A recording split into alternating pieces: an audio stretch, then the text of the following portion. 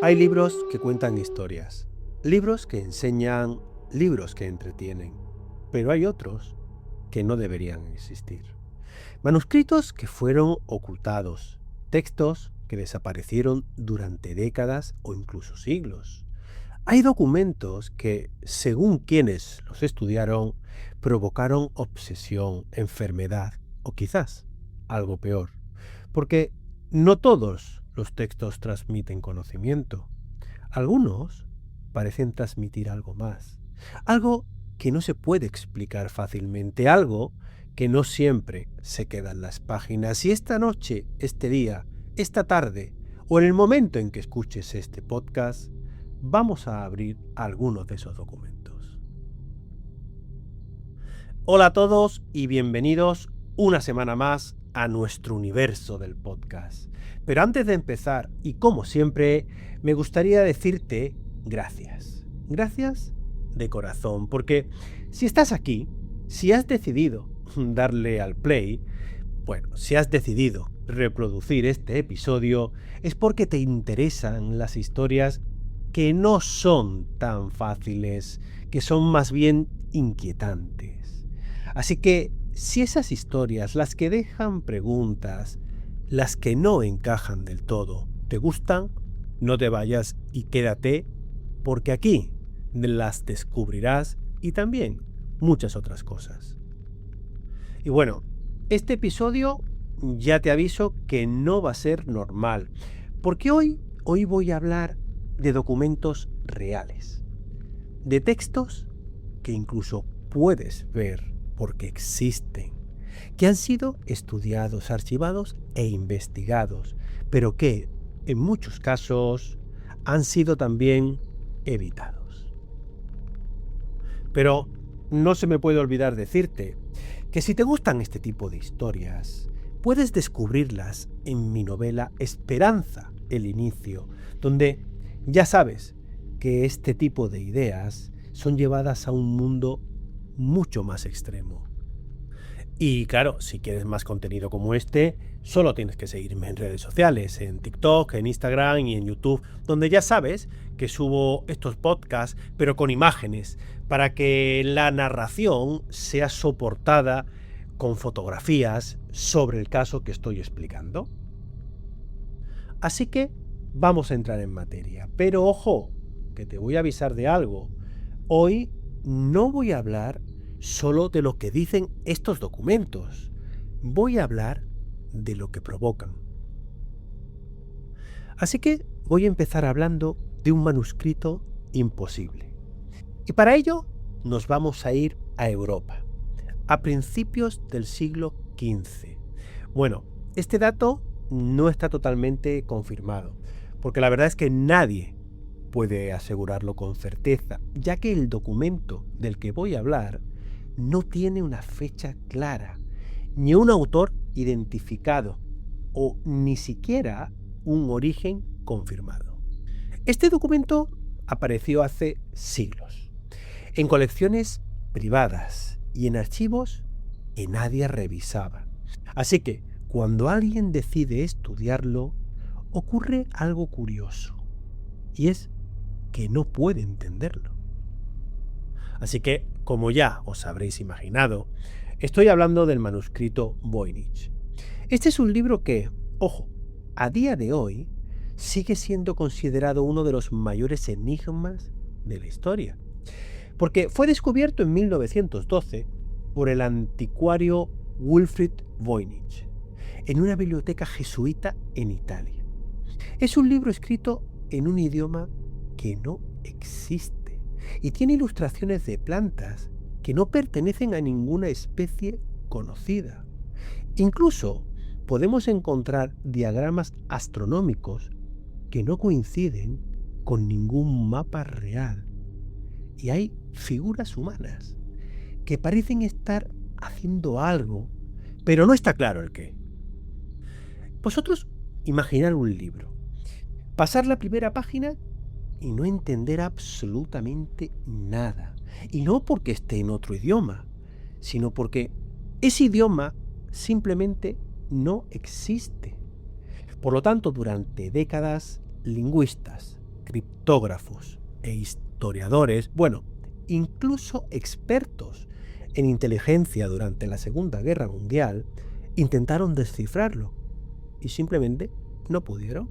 Ni una sola frase. Es más, ni una sola palabra. Absolutamente nada. Y yendo un poquito más allá, lo inquietante no es solo eso. Es que el texto parece tener como una estructura. Es decir, no está desorganizado, no es un garabato sin sentido. Tiene ciertos patrones y repeticiones, algo como una lógica interna, como si alguien hubiera escrito algo coherente. El problema es que nadie sabe el qué. Y en ese punto, pues claro está, empieza la cosa a ponerse un poco rara, porque muchos de los investigadores que trabajaron con el manuscrito durante largos periodos describieron algo que tenían en común, y es una frustración extrema, algo como una obsesión y la sensación de que estaban a punto de entenderlo, pero nunca llegaban a ello.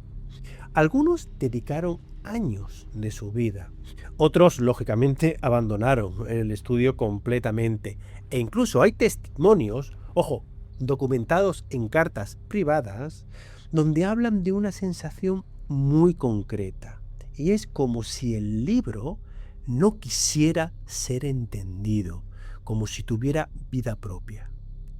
Por lo tanto, el manuscrito nunca fue descifrado. Es más, hoy en día está en la Universidad de Yale.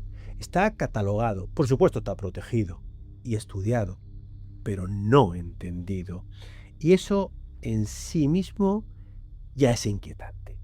Porque en un mundo donde hemos descifrado lenguas muertas, códigos militares y sistemas antiguos, hay un libro de hace siglos que sigue siendo completamente inaccesible. La verdad es que es bastante extraño. Así que me gustaría que pensaras conmigo. Porque esto es importante, por lo menos para mí. No estoy hablando de una leyenda, no estoy hablando de un mito. En este caso, estoy hablando de un objeto físico y real. Inclusive lo puedes ver, pero que nadie puede entender. Y eso significa para mí que la pregunta no es solo ¿qué dice el libro? Yo creo que más bien debería de ser ¿por qué existe algo que parece diseñado para no ser comprendido? Y eso sinceramente cambia un poquito la forma en que ves este caso. Bueno, ¿qué os ha parecido? La verdad es que es un caso bastante extraño porque es un libro que parece que tuviera vida, que no quisiera ser descifrado. Hay muchas conjeturas y ha entrado en muchas leyendas, pero la verdad es que a día de hoy nadie sabe lo que dice. Así que bueno, voy a pasar a contaros el segundo caso. El segundo caso para mí es de un libro que parece que no debería de existir, porque si el caso del manuscrito anterior era inquietante por lo que oculta, el siguiente suceso lo es por lo contrario, lo es por lo que muestra, pero sobre todo por lo que ocurre cuando alguien se expone a él durante demasiado tiempo, porque aquí ya no estoy hablando de un texto incomprensible, ni siquiera de un idioma imposible. Ahora estoy hablando de algo mucho más cercano, algo que cualquiera puede tener en sus manos, un simple libro. Así que, para entenderlo bien, vamos a volver a situarnos. En este caso, a finales del siglo XIX o principios del XX, también en Europa. Bueno, en Europa y en Estados Unidos. Este es un momento histórico muy concreto, donde la ciencia avanza a una velocidad brutal. Pero al mismo tiempo, el interés por lo oculto crece, yo diría que casi en paralelo. Es la época de las sesiones de espiritismo, de las mesas que se mueven y de las sociedades secretas. Digamos que de la obsesión por contactar con algo más. Así que en ese momento empieza a tener forma una idea. La idea de que existen textos que contienen conocimientos prohibidos. Y aquí es donde aparece un nombre que seguramente te va a sonar. el Necronomicon. Pero cuidado, porque aquí es donde la historia se va a volver más interesante. Porque el Necronomicon, como concepto original, nace de los relatos de H.P. Lovecraft, que seguro que te suena, bueno, seguro que lo conoces, no tengo ninguna duda, porque es uno de los mejores autores de ficción de todos los tiempos. No te voy a decir que el mejor, pero casi. Él es un escritor, alguien que en teoría estaba inventando historias. Pero, ¿qué pasa cuando algo ficticio empieza a cruzar la línea de lo real? Porque lo que mucha gente no sabe es que con el paso de los años empezaron a aparecer versiones físicas del Necronomicon, es decir, libros reales publicados, distribuidos y comprados y, por supuesto, leídos. Y esto es curioso porque hay algunas ediciones que están firmadas por autores desconocidos. Otras son presentadas como traducciones de manuscritos antiguos e incluso otras directamente vendidas como textos esotéricos auténticos. Entonces eso ya hace que toda la historia cambie, porque ya deja de ser literatura y empieza a convertirse en algo similar a una experiencia. Así que bueno, durante décadas estas versiones comenzaron a circular. Al principio eran una simple curiosidad, un objeto de culto o algo que tener en una estantería, pero poco a poco algunos lectores empezaron a tomárselo más en serio. Bueno, yo diría que incluso demasiado en serio, porque hay registros, y ojo que esto es importante, de testimonios recogidos en publicaciones esotéricas, diarios personales y foros antiguos, incluso de internet, donde diferentes personas, sin conocerse entre sí, es importante, describen patrones muy similares tras la lectura del libro. Ojo que no estoy hablando de cosas espectaculares, no hay luces ni apariciones. Ellos los que describen esto es que dicen que hay algo más sutil y precisamente por eso es más inquietante. Hablan de una sensación constante de incomodidad, como si algo no encajara. También de tener sueños repetitivos donde aparecen símbolos que luego reconocen que están en el libro. De una necesidad casi compulsiva de volver a leer ciertos fragmentos, de intentar entenderlos. Aunque, sinceramente, en mi opinión, nunca especificaron algo claro que querían entender. Pero bueno, aquí es donde quiero que te pares un momento conmigo. Porque esto que te voy a contar es importante. No estoy hablando de magia, nada extraño. Ni siquiera estoy hablando de haber hecho una invocación a un espíritu, algo real. No. Estoy hablando de psicología. Pero de una psicología muy concreta que te lleva a entender que hay textos que no solo se leen, sino que se absorben. Yo diría que incluso se quedan contigo y empiezan a influir en la forma en la que interpretas todo lo que te rodea. Y esa psicología, es exactamente lo que ocurrió después de haber leído el Necronomicon. Porque dejó de ser un libro y se convirtió en algo como un símbolo, en un punto de entrada, en una puerta conceptual hacia algo que en muchos casos ni siquiera estaba definido. Porque al final el verdadero peligro no está en el contenido del manuscrito, sino en la interpretación que le damos, en lo que cada lector decide ver, pero sobre todo en lo que decide creer. Así que te voy a lanzar una pregunta, pero una pregunta directa y que me gustaría que me respondieras en los comentarios del programa. Y es, ¿qué pasa cuando un libro no es peligroso por lo que esconde, sino por lo que despierta en quien lo lee? Porque quizás el problema no está en el texto, quizás el problema somos nosotros y en lo que estamos dispuestos a aceptar una vez que hemos cruzado esa línea entre la ficción y la realidad. Impresionante, de verdad. El libro del Necronomicon me parece algo increíble. Así que bueno, si puedes pensar que después de esto, lo más inquietante que puede hacer un libro es afectar a la mente, pues ya te digo que no, que hay algo más. Porque el siguiente caso que te voy a contar va un paso más allá. Aquí no voy a hablar de interpretación. Aquí voy a hablar de algo físico, de algo medible, de algo que simplemente no debería ser posible. Voy a hablar de un documento prohibido. Imagínate esto: Europa Central, siglo XIII.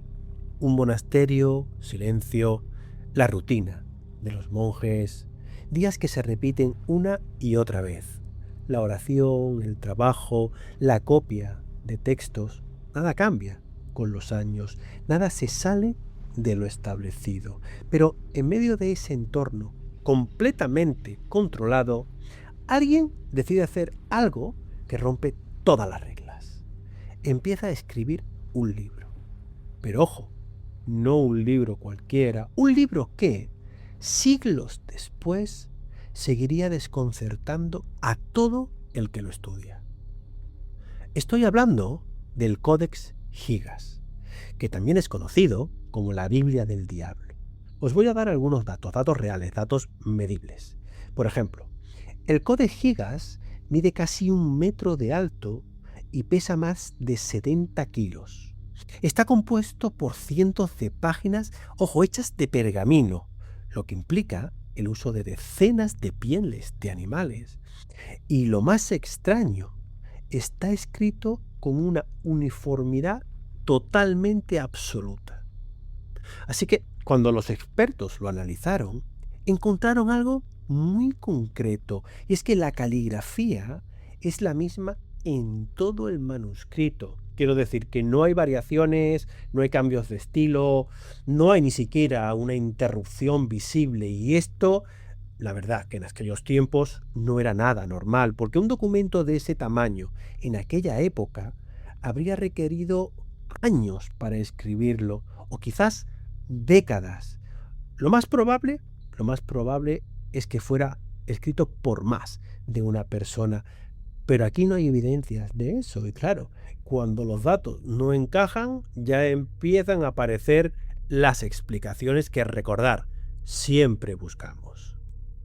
Para empezar, la leyenda dice que el monje que lo escribió fue condenado, que debía completar una obra imposible en una sola noche y que, lógicamente, al ver que no podía hacerlo, hizo un pacto. Hizo un pacto para terminar el libro, a cambio de algo. Y como prueba, incluyó una ilustración, algo similar a una imagen a página completa del diablo. Pero no como un símbolo abstracto o como una figura religiosa, es algo más como si fuera una presencia. Es considerada una de las representaciones más inquietantes de toda la Edad Media. Y cuando la ves, entiendes el porqué. Bueno, pero más allá de la leyenda, lo realmente inquietante sigue siendo lo mismo, que son los datos. El que es un libro demasiado grande, demasiado uniforme y para casi todo el mundo, demasiado perfecto. Bueno, el Codex Gigas fue trasladado en varias ocasiones, fue protegido y fue archivado. Y en ciertos momentos incluso editado, pero no porque provocara ningún tipo de fenómeno, es decir, que no ocurrían cosas extrañas a su alrededor, sino más bien por lo que representaba, esa anomalía, algo que no encajaba en el tiempo humano. Y aquí volvemos a la idea clave de este suceso, porque es importante que lo veas. Lo que me gustaría que vieras es que no hablo solo del contenido, de lo que dice, no. Es simplemente el hecho de que existe. Porque cuando tienes algo delante, que debería haber requerido años, pero parece hecho de una forma imposible, la mente hace lo único que puede hacer. Y es que intenta rellenar ese vacío, como os he dicho otras veces. Y cuando no hay respuestas lógicas, empieza a construir otras. Y eso es lo que convierte a este tipo de documentos en algo diferente. No porque tengan poder, sino porque nos obligan a enfrentarnos a algo que no entendemos. ¿Alguien ha leído el Codex Gigas? Yo tengo que reconocer que ni siquiera lo he ojeado, ¿vale? Y no creo que lo haga, la verdad. Pero bueno, si alguien lo ha hecho, por favor, decírmelo en comentarios. Bueno, y ahora vamos a llegar a uno de los puntos más inquietantes de todo el episodio. Y cuando digo inquietante, no me refiero solo a misterioso, me refiero a algo que se acerca demasiado a lo real, demasiado a lo humano, porque hasta ahora he hablado de libros extraños, de manuscritos imposibles, de textos que desconciertan, pero aquí voy a hablar de algo distinto, del texto que precede a la muerte. Estos son textos que aparecen antes de la muerte. Así que esto cambia completamente el tono, porque ya no estoy hablando de bibliotecas antiguas, ni de monasterios, ni siquiera de círculos esotéricos. Ahora estoy hablando de escenas reales. Vamos a situarnos en Estados Unidos, en el siglo XX, hace 3 días. En ciertas investigaciones policiales y en algunos casos abiertos, y otros también que están cerrados. Pero muchos de estos casos son casos que nunca llegaron a resolverse del todo. Y dentro de esas investigaciones empieza a repetirse algo muy extraño. No en todos los casos, ojo, ni de forma constante, pero sí con la suficiente frecuencia como para que algunos investigadores empezaran a fijarse. En casi todos los casos se encontraban notas, cartas, fragmentos de diarios, papeles sueltos que fueron encontrados en habitaciones, mesas de noche y textos escritos por las propias víctimas. Y entonces, en ese momento es donde los casos se empiezan a volverse más misteriosos, porque lo que contienen esos textos no encaja con el resto de pistas. Y es que existen varios casos documentados en los cuales los investigadores encontraron escritos donde las víctimas describían sensaciones previas, pero no sensaciones físicas normales. No estoy hablando de me encuentro mal, sino hablamos de frases como siento que viene algo, no estoy solo, hay algo aquí, aunque no pueda verlo. Son mensajes que en el momento en que se escribieron no tenían contexto, pero que, vistos después, cambian completamente el significado de esas frases. Y claro, aquí lo primero que se hace es buscar una explicación lógica. Las víctimas tenían ansiedad, estrés o problemas psicológicos. Y en muchos casos esa explicación, sí, encaja, pero no en todos. Porque hay algo más. Algo que varios investigadores han mencionado, aunque casi nunca de forma pública. Es el lenguaje. No lo que dicen, sino cómo lo dicen. Porque hay peritos que después de analizar estos textos detectaron patrones muy extraños, tales como cambios de tono bruscos, uso de palabras poco habituales en las personas o frases construidas de forma inusual, como si en cierto punto el texto dejara de ser completamente suyo. Y aquí aquí hay que tener mucho cuidado, porque no estoy hablando, ojo, de nada paranormal, ¿eh? Estoy hablando de algo que no podemos ignorar porque está documentado. Y si vamos más allá, es que hay textos que no encajan con quien los escribe. Y esto abre una línea bastante compleja, yo diría que extraña, porque una cosa es no entender un manuscrito antiguo, pero otra muy distinta es no reconocer la forma de escribir de alguien en un texto que se supone que ha escrito él. Y ojo que muchos de estos documentos nunca se hicieron públicos, y no fue por cuestiones de conspiraciones, por evitar una conspiración, que fue por algo mucho más simple. Y es porque no aportaban respuestas, no ayudaban a cerrar el caso, ni siquiera a explicar lo que había ocurrido. Claro está que no señalaban a nadie, solo añadían una capa de incertidumbre. Y eso, en una investigación, es lo peor que te puede pasar. Pero, aún así, esos textos están ahí, en archivos, en informes, en expedientes que rara vez salieron a la luz. Así que, si conectas todo esto, lo que hemos visto hasta ahora, entonces empiezan a aparecer unas ideas que no son divertidas. Porque hasta ahora he hablado de textos que desconciertan, de libros que afectan, de documentos que no deberían existir. Pero esto ya es diferente. Esto no habla del pasado. Esto parece indicar algo hacia adelante. Así que, en este punto, me gustaría que te hicieras una pregunta, pero háztela de verdad, por favor. ¿Qué pasa cuando un texto no explica algo, pero parece anticiparlo? ¿Qué hacemos con esto? ¿Lo ignoramos? ¿Lo racionalizamos? ¿O aceptamos que hay cosas que simplemente no encajan en el orden lógico que esperamos? Porque quizás, y ojo, solo quizás, algunos textos no están hechos para ser entendidos, sino para ser leídos, y casi siempre demasiado tarde. ¿Qué os ha parecido este último caso? La verdad es que estos documentos son verdaderamente escalofriantes, ¿no? Porque parecen escritos por personas que van a morir, que los han escrito antes de morir, pero que no parecen que sean realmente suyos. En fin, bastante misterioso.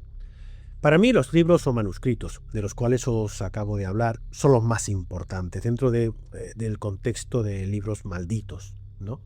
Pero no son los únicos, ojo, que tenemos más. Así que lo que voy a hacer ahora es que os voy a contar otros cuantos casos, pero más cortos, simplemente para que los conozcáis, porque también son importantes. Así que nos vamos a mover ahora hasta Hungría, al siglo XIX, a un lugar donde aparece un manuscrito completamente desconocido, que no tiene referencias previas o un autor identificado. Yo diría que no tiene un contexto histórico claro. Un libro que, desde el primer momento, empieza a desconcertar. Estoy hablando del Códice Raonsi. Este es un documento que, al igual que el Voynich, sigue sin ser descifrado, pero tiene una diferencia importante, y es que es caótico. Este códice contiene más de 400 páginas y está lleno de símbolos repetitivos, pero que no coinciden, de nuevo, con ningún sistema lingüístico conocido, ni europeo, ni asiático, vamos, ni antiguo ni moderno. Y las ilustraciones muestran escenas religiosas, militares, algo como rituales, pero no encajan con ninguna cultura concreta. Y ojo, que aquí empieza lo inquietante, porque durante años expertos intentaron descifrarlo, y algunos afirmaban que era una lengua perdida, otros que era un cifrado extremadamente complejo, pero también hubo una tercera línea de pensamiento, que no estaba hecho para ser entendido. Y eso yo creo que nos cambia la perspectiva. Así que hasta hoy, al igual que el manuscrito Voynich, sigue siendo un misterio total. Aunque en este caso lo más inquietante no es que no se entienda, es que parece deliberadamente hecho para no ser comprendido. Y esto hace que los dos libros estén totalmente conectados. Son dos libros distintos, de diferentes épocas, pero que mantienen el mismo patrón, una información estructurada, pero imposible de interpretar. Así que yo en ese momento, la pregunta que me hago no es qué contienen. Para mí la pregunta es, ¿qué sentido tiene crear algo que nadie puede comprender? Otro caso sumamente interesante, sobre todo por su similitud con el manuscrito Voynich. La verdad es que es extraño que dos libros estén conectados porque están escritos para no ser entendidos y encima en diferentes épocas. La verdad, muy raro. Pero bueno, si estos documentos te han inquietado por lo que no dicen, el siguiente caso te va a inquietar por todo lo siguiente. Porque aquí sí sabemos lo que contiene y precisamente por eso se intentó ocultar. Este fue un libro que fue prohibido durante siglos. Así que nos vamos a mover a Europa, entre los siglos XVI y XVII. Aquí la imprenta ya existe, así que el conocimiento empieza a expandirse. Pero no todo el conocimiento es bienvenido. Os voy a dar una simple pincelada, ¿vale? Sobre el Malleus Maleficarum, también conocido como el martillo de las brujas. Este libro fue escrito en 1487 por Heinrich Kramer, que era un inquisidor. Su objetivo era identificar, juzgar y eliminar brujas. Pero ojo que no era solo un libro, era más bien un manual, un documento que explicaba cómo detectar señales, entre comillas, cómo interrogar y cómo obtener confesiones. Aunque lo más inquietante es que fue utilizado de forma real como un manual para detectar brujas y por supuesto quemarlas. Así que durante siglos este libro alimentó persecuciones en las cuales miles de personas fueron acusadas, simplemente basándose en criterios descritos en este texto. Y la verdad es que para mí en este punto es donde el concepto de documento maldito cambia por completo, porque ya no hablo de algo inexplicable, que es lo que se entiende por algo maldito. No, no, no. Hablamos de algo que tuvo consecuencias directas y devastadoras. Por lo tanto, el libro, por supuesto que fue cuestionado y criticado, y al final fue apartado, pero el daño, amigos, el daño ya estaba hecho. Y es curioso, la verdad, porque conociendo el contenido de este libro y para qué fue utilizado, yo me hago una pregunta. Y es que, ¿qué es más peligroso? ¿Un libro que no entendemos, como los anteriores? ¿O uno que sí? Todos y cada uno son unos relatos realmente escalofriantes, pero lo peor es que no es una novela de ciencia ficción. Os he hablado en todo momento de libros, documentos y manuscritos totalmente reales. Y lo último es que os voy a hablar de diarios que no deberían haber existido. Así que voy a entrar en uno de esos documentos que son realmente perturbadores por su propia naturaleza, porque no fue escrito para ser leído, fue escrito para registrar algo. Así que vamos a volver a Estados Unidos, al siglo XX, para hablar de nuevo de casos criminales y de investigaciones policiales. Y en medio de todo eso, diarios personales, como el diario de Richard Ramírez. Ramírez, conocido como el Night Stalker, dejó detrás de sí no solo una serie de crímenes, sino también escritos, notas, pensamientos o incluso fragmentos de ideas, las cuales no estaban estructuradas, ni siquiera eran coherentes, pero tenían algo en común, y era una desconexión total con una realidad moral humana. Por lo que los investigadores que analizaron estos textos no encontraron nada misterioso, pero encontraron algo peor, y fue una mente completamente fragmentada. Y es curioso que estos documentos nunca se publicaran, pero no fue por censura, sino porque la verdad es que no aportaban ningún tipo de comprensión, solo mostraban oscuridad. Así que, si nos fijamos, este es un terreno un poquito más complicado, porque estos no son textos sobrenaturales, pero generan la misma sensación, y es un terror profundo hacia personas que hayan podido escribir cosas así, antes o después de matar y descuartizar a sus víctimas. Y en este punto del programa me gustaría hacer una pequeña reflexión final. Y es que, si te das cuenta, si realmente te paras a pensarlo un momento, todo lo que hoy hemos visto comienza a seguir un mismo patrón. Aunque en apariencia sean cosas completamente diferentes. Pero es un libro que no se puede entender. Un manuscrito que nadie ha logrado descifrar.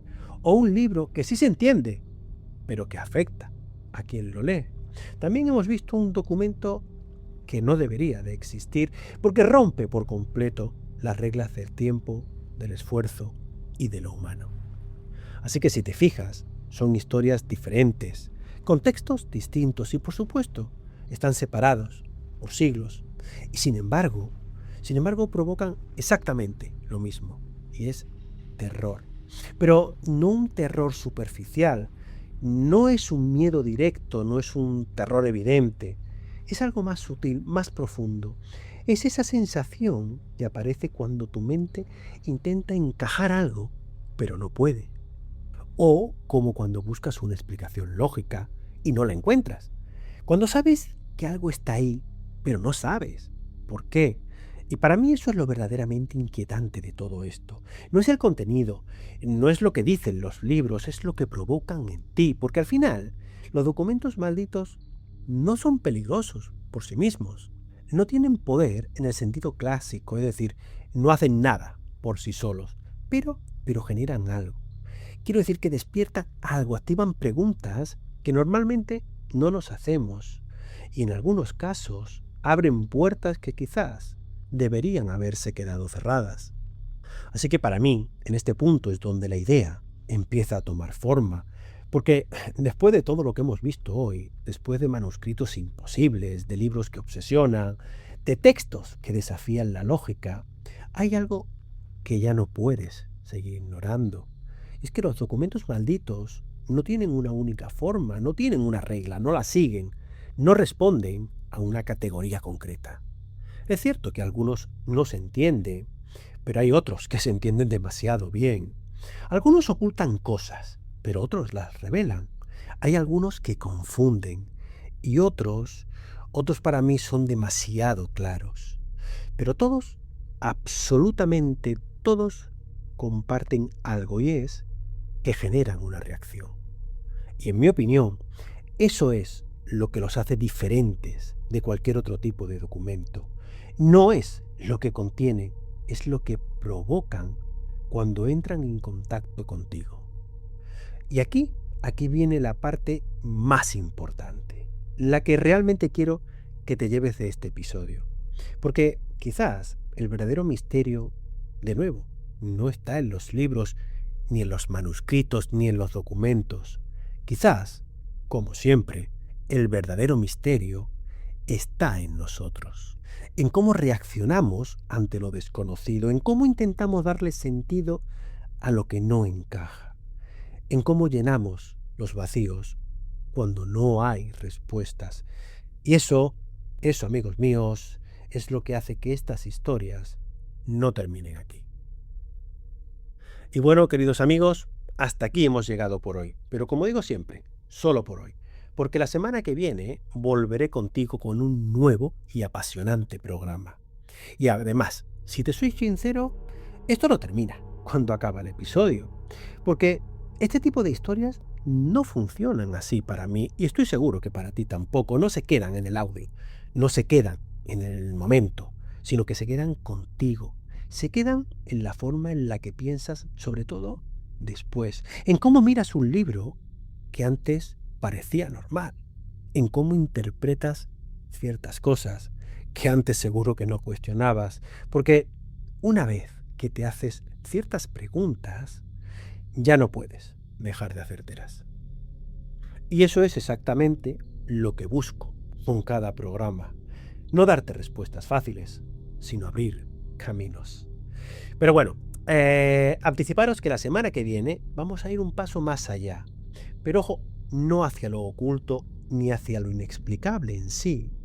Voy a hablar de algo incluso más inquietante, que son las profecías reales, basadas, como siempre, en documentos, textos y registros históricos que, según quienes los han estudiado, parecen haber anticipado hechos reales. Son profecías escritas décadas o incluso siglos atrás, eventos que ocurrieron y que supuestamente ya estaban escritos. Pero claro, la gran pregunta no es si se acertaron. La gran pregunta es cómo, coincidencia, interpretación, manipulación posterior, o estamos ante algo más complejo. Pero bueno, eso será la semana que viene. Y de nuevo os quiero dar las gracias por haber estado conmigo y haber disfrutado de este momento juntos. De verdad. Y también os quiero decir que compartáis este podcast con vuestros amigos, familiares, conocidos, para que la familia vaya creciendo. Y recordaros que tenéis mi novela Esperanza, el inicio, disponible en diferentes plataformas y en casi todas las librerías en España, bueno, y en el extranjero. Y por último, recordaros que si queréis más contenido, podéis seguirme en redes sociales, en YouTube, donde ya os he dicho que subo este podcast con imágenes, en Instagram o en TikTok, donde os comparto cierta parte de las historias que aquí no da tiempo a hacerlo. Así que bueno, nos escuchamos la semana que viene.